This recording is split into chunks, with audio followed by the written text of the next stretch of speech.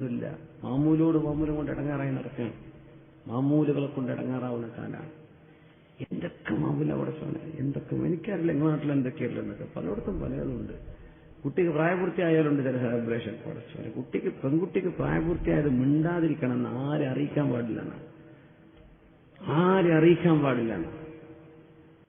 നബി തങ്ങൾ ഏറ്റവും നാണമുള്ളവരായിരുന്നു, നാണമുള്ള നബിയായിരുന്നു. ഒരു പെണ്ണിന് ഹൈലുണ്ടാകുന്ന സമയത്ത് ആ പെണ്ണത് ആരാരും അറിയാതെ മറച്ചു പിടിക്കുന്ന പോലെ നാണം കുണുങ്ങിയായിട്ടുണ്ട്. റസൂലുള്ളാഹി സ്വല്ലല്ലാഹു അലൈഹി വസല്ലത്തിന് നാണമുണ്ടായിരുന്നു. നമ്മളത് നാട്ടുകാരെ മുഴുവൻ അടച്ചിട്ട് എന്ത് ചെയ്യാ, വിളമ്പി കൊടുക്കുക ചോറ്. എന്തിനാണെന്നറിയോ? എന്റെ കുട്ടിക്ക് പ്രായപൂർത്തിയായി. നാണല്ലേ പിന്നെ മിനിങ്ങളെ, ഇഞ്ഞെങ്കിലും നിർത്തിക്കൂടി. ഈ വേള കേട്ടിട്ടെങ്കിലും നിർത്തിക്കൂടി. നാട്ടിലുണ്ടെങ്കിൽ എനിക്കറിയില്ല, അവിടെ ഉണ്ടാവും, പല നാട്ടിലുണ്ട്. കുട്ടി നമ്മൾ പലതിനും മാമൂൽ. എന്തേ മാമൂൽ എന്നറിയോ? ഞെട്ടിക്കാൻ അഖീഖത്ത് അറക്കൽ സുന്നത്താണ്. അഖീഖ, അതിന് അഖീഖ എന്ന് പറയാം, ഹഖീഖത്തല്ല. അഖീഖ അറക്കൽ സുന്നത്താവും. ആൺകുട്ടിക്ക് 2 ആടറക്കണം, പറ്റുമെങ്കിൽ പെൺകുട്ടിക്ക് 1 ആട്. നമ്മൾ ചെയ്യുന്ന നാട്ടുകാരെ ഞെട്ടിക്കാൻ. പിന്നെ 2 വലിയ പോത്ത് വേണം കേട്ടോ. ഒന്നാട് ഞങ്ങൾ എന്നെ കൊണ്ട് കഴിയുമെങ്കിൽ ചെയ്താൽ മതി. അത് കടം വാങ്ങി ചെയ്യാൻ പറ്റും. ഇതൊക്കെ അതിന് ചെയ്യേണ്ട വല്ല ആവശ്യമുണ്ടോ? ബുദ്ധിമുട്ടുണ്ടായി ചെയ്യണോ?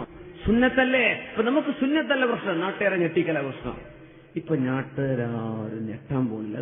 നാട്ടുകാർക്ക് അറിയുമ്പോൾ കടം വാങ്ങി ചെയ്യാണോ അല്ലേ നാട്ടുകാർക്ക് മനസ്സിലാവുന്നുണ്ട്. ഇപ്പൊ അതുകൊണ്ട് നമ്മൾ ആരും അതിന് ചെയ്യണ്ട. അഖീഖത്ത് 7ന്റെ അന്ന് തന്നെ ചെയ്യണം. നിന്നെക്കൊണ്ട് കഴിയുമെങ്കിൽ അങ്ങനെ ചെയ്തോ. സുന്നത്തും അഫ്ളലും അതാ.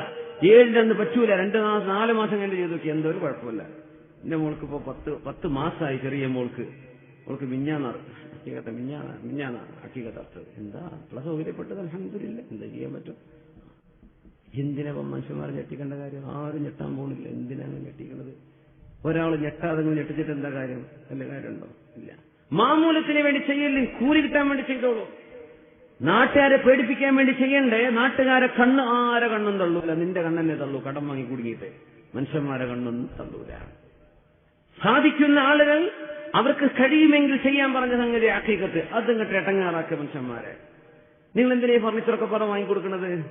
കല്യാണം കഴിയുമ്പോൾ നമ്മൾ കല്യാണത്തെ ആലോചിക്കാൻ ചെല്ലുമ്പോൾ നിശ്ചയിക്കുന്നുണ്ട്. ഖിത്ബ കുഴപ്പമില്ല, നിങ്ങൾ നിശ്ചയിച്ചു കഴിഞ്ഞു. അപ്പൊ പിന്നെ വേറെ കൂട്ടർ വളടാൻ വേണ്ടി പോവാ.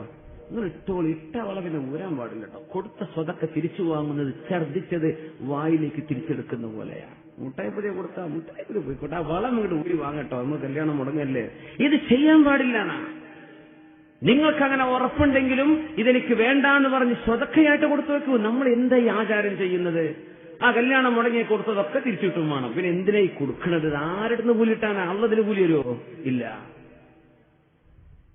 കുടിവിക്കലുണ്ടാവുമ്പോ പുതിയാപ്പിൾ എന്ത് ചെയ്യണം? സ്ട്രക്ചർ വാർത്തിടണം. തേപ്പ് മണിയൊക്കെ വെച്ചോട്ടെ. ഫർണിച്ചറൊക്കെ അമ്മോശം കൊണ്ടുവരേണ്ട ഏർപ്പാടാണ്. എന്താ ചെയ്യാൻ? പൊന്നു ചങ്ങാതി, നിനക്ക് ഫർണിച്ചറൊക്കെ ഉണ്ടാക്കാൻ പറ്റുമെങ്കിൽ നീ ഉണ്ടാക്കിയാൽ മതി. പോരാ, നീ അങ്ങനെ കുറ്റൂസെ കുടിയിരിക്കലൊന്നും കഴിക്കണ്ടേ. മനുഷ്യന്മാര് കൊണ്ടുവരണം എന്നവന്റെ ആഗ്രഹം. ഈ കൊണ്ടുവരുന്ന മുഴുവൻ കടം. ആർക്കെങ്കിലും ഒരു വീട് പണി ഉണ്ടെങ്കിൽ ഈ തന്നതിന്റെ ഇരട്ടിയോ അതിനപ്പുറമോ അങ്ങോട്ട് വാങ്ങിച്ചു കൊടുക്കണം. ഇതെന്താ എക്സ്ചേഞ്ചോ?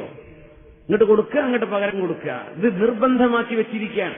ഏതെങ്കിലും ഒരു കുഞ്ഞ് ജനിച്ചു കഴിഞ്ഞാൽ കുഞ്ഞിന് സ്വർണം മേടിച്ചു കൊടുത്തു. ഈ കൊടുത്താക്ക് പോലെ കുഞ്ഞുണ്ടാകുമ്പോൾ ഇയാൾ തന്നിട്ടില്ലെങ്കിൽ ആ കുടുംബത്തോട് മിണ്ടുന്നില്ല. നിങ്ങൾ എന്തായി ചെയ്തത്? സ്വതക്കെയാണോ ചെയ്തത്? അല്ല, എന്തായി ചെയ്തത്? ഈ ഏർപ്പാടൊക്കെ എന്താണ്?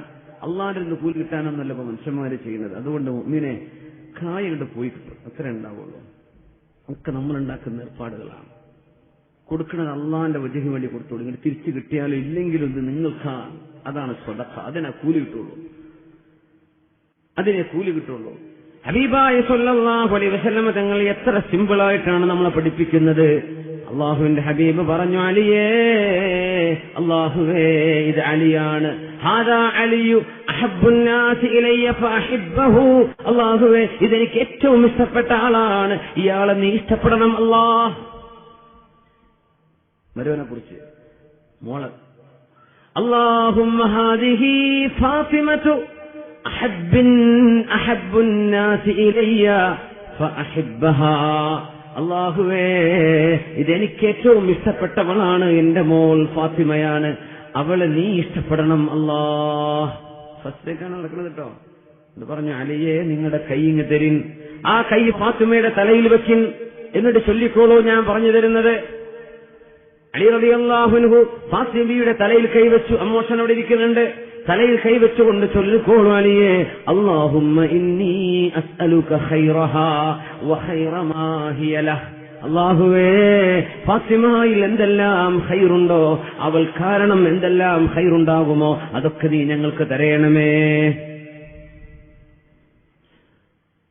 വഅഊദു ബിക മിൻ ശർരിഹാ വ ശർരി മാ ഹിയ ലഹ്.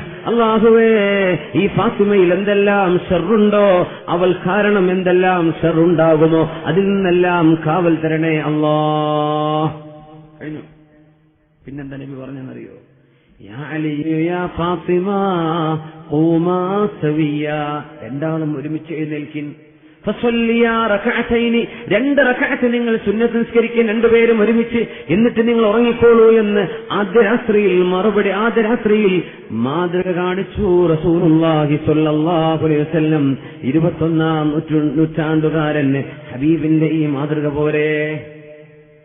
لقد كان لكم في رسول الله أسوة حسنة لمن كان يرجو الله واليوم الآخر وذكر الله كثيرا. ആരെ പേടിപ്പിക്കാനാണോ ആർഭാടം കാണിക്കുന്നത്, ആരെ ഞെട്ടിക്കുവാനാണ് 100,000 ഭക്ഷണം ഉണ്ടാക്കി കൊണ്ടുപോയി കൊട്ടുന്നത്, ആർക്ക് വേണ്ടിയാണോ പൈസകൾ പൊടിപിടിച്ചിട്ട് ഒരു മനുഷ്യന് തിന്നാൻ പറ്റുന്നത്? ഇന്നത്തെ ഏറ്റവും വലിയ പ്രശ്നം എന്താ? നാട്ടിൽ വന്നാൽ നമ്മൾ ഗൾഫുകാർ പ്രവാസികളെ കുറിച്ച് പറയാൻ, നാട്ടുകാരെ കഥ എനിക്കറിയില്ല.